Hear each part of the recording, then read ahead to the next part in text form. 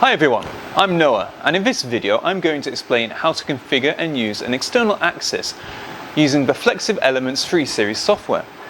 For those who stumbled across this video by accident, an external access has nothing to do with a tool used for chopping wood, and everything to do with adding an additional degree of freedom to your adaptive robot.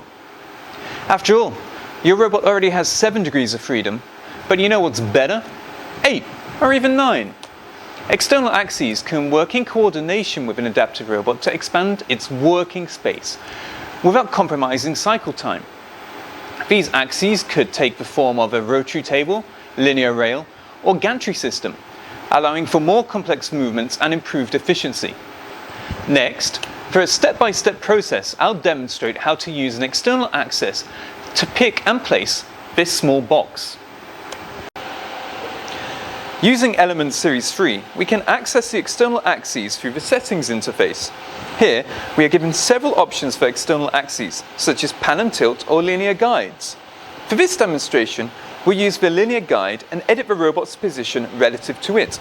For example, if a robot has an angle of 180 degrees relative to the linear guide, you input that value and click Save to complete the setup. It's important to remember that after modifying the external axis configuration, the robot must be rebooted, and you need to check that the external access hardware is properly connected to the robot's control box. Once the configuration is complete, simply re-enable it to apply the changes. Now I'll explain how to control the external axis and record the position using the motion bar. First, we enter the free drive interface by pressing, no surprise here, free drive. We can now switch to the external axis and use the plus or minus buttons to control its movement.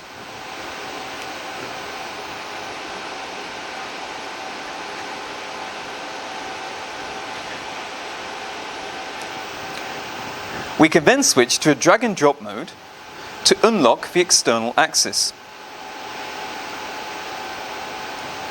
Once unlocked, we can, and this should come as no surprise, drag the external axis to the desired position.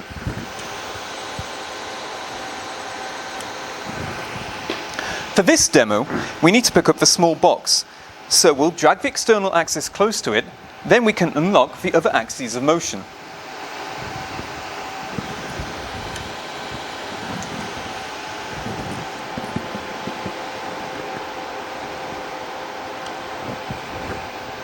Okay, the teaching for this position is now complete.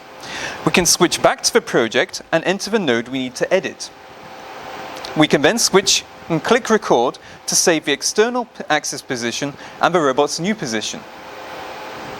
The external axis position will update, confirming that the new position has been successfully recorded. Now we'll use the same method to record the position to place the small box. First, click free drive to unlock the external axis. Then drag the external axis to the position where the small box needs to be placed.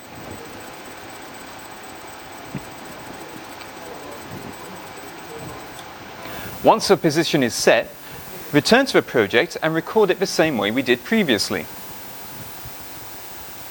After recording, click confirm.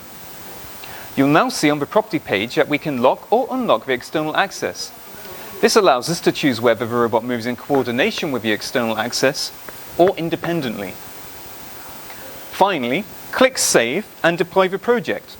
The editing stage is now complete, and you can proudly add a robotic programmer specializing in implementing dynamic motion control extensions to enhance your robotic functionality and operational range to your CV. Congratulations!